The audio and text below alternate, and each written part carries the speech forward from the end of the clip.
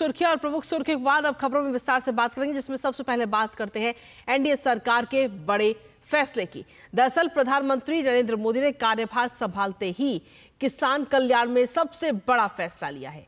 NDA सरकार ने अपने पहले फैसले में पीएम किसान सम्मान निधि की 17वीं किस्त जारी करने का यह अहम फैसला लिया।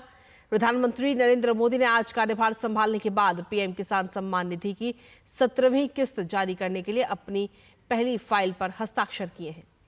सरकार के इस फैसले से देश के 9 करोड़ 30 लाख किसानों को सीधा लाभ होगा।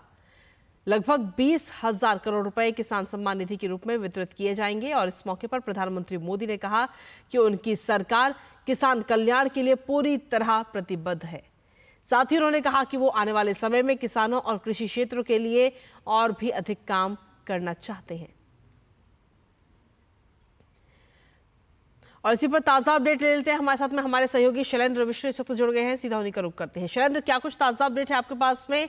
ये तो पहले से ही देखिए सब लोग कह ही रहे थे कि एनडीए के बाद जैसे ही सरकार गठन होगा उसके बाद में बड़े बड़े फैसले लिए जाएंगे, लेकिन शुरुआत एक अहम फैसले के साथ आज की गई है और पहला हस्ताक्षर जो है वो किसानों से जुड़ी हुई फाइल पर प्रधानमंत्री ने किया।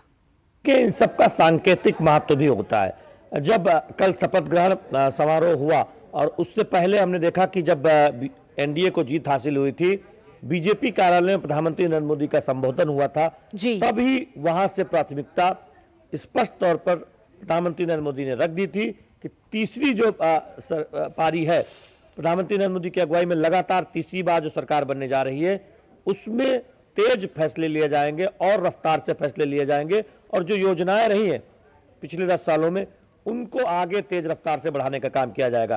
तो कल शपथ ग्रहण समारोह हम सब ने देखा जिसमें एक इतिहास रचा गया, जब 1962 के बाद कोई प्रधानमंत्री लगातार तीसरी बार प्रधानमंत्री बना है।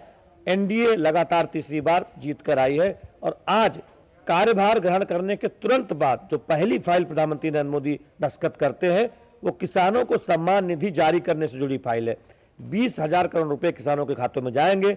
9.3 करोड़ किसान हैं जिनको सम्मान निधि का फायदा होता है और ये दुनिया की ऐसी स्कीम है जिसमें नियमित तौर पर साल में 3 बार किसानों के खातों में पैसे जाते हैं, यानी 6,000 रुपया साल। तो सीधा फायदा जो छोटे मझोले किसान हैं उनको एक राहत मिलती है बीज खरीदने में या फिर खाद खरीदने में। और केवल किसानों को किसान सम्मान निधि नहीं दी जाती, कोशिश की जा रही है कि उनकी सिंचाई की लागत बिल्कुल घटकर 0 तक आ जाए। जी, तमाम सिंचाई परियोजनाएं जो लंबित पड़ी थी दशकों से, उसे पूरा करने का काम मोदी सरकार के समय में हुआ है। आप सरयू नहर परियोजना देख लें या तमाम परियोजनाएं देख लें। दूसरी तरफ एक और बात है कि कैसे उनके उपज का लागत ज्यादा हो। एमएस स्वामीनाथन की कमेटी की सिफारिशें लागू करने का काम भी मोदी सरकार ने किया और किसानों को सीधी मदद देने का काम। तो आज पहले फैसले का एक सांकेतिक महत्व यह है कि ये सरकार किसानों के हित को सर्वोच्च प्राथमिकता देगी। शाम को कैबिनेट की बैठक है, वहां भी आप कोई फैसला देखेंगे गरीबों के हित में फैसला। तो किसान, गरीब, वंचित, इनके हक में फैसला। पंडित दीनदयाल उपाध्याय की जो एक परिकल्पना थी कि अंत्योदय की योजना है, समाज के अंतिम पायदान पर अंतिम लाइन में अंतिम व्यक्ति की चिंता करना, वो परिलक्षित होता है प्रधानमंत्री नरेंद्र मोदी की कार्य योजना से, उनके सरकार के फैसले से। और आज पहली फाइल जो दस्तखत की है वो किसान कल्याण के लिए बहुत महत्वपूर्ण है। कृतिका।